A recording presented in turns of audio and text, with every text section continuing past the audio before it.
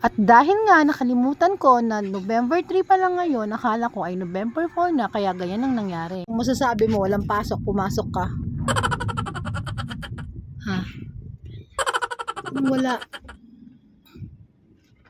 Kaya ang ending, ayan, umuwi ng pasipol-sipol. Bakit kaya ganun ano? Ang dami nating nakakalimutan, yung mga importanteng bagay pa. Pero yung umutang sa atin, kahit ilang taon na yung lumipas, di pa rin natin nakakalimutan.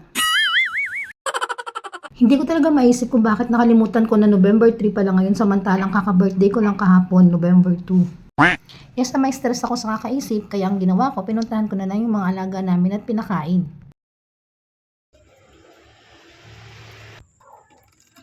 Hey, hey, yo, yo. Ito yung special duck, oh. Yung mga kasama niya, maiksi lang yung dila. Tapos siya,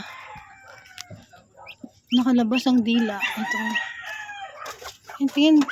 Ito ka dito. Tingin nga lang. Yan, oh.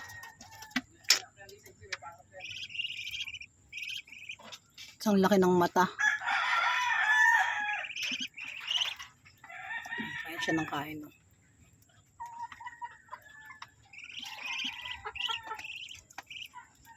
Ito yung mga malalaki.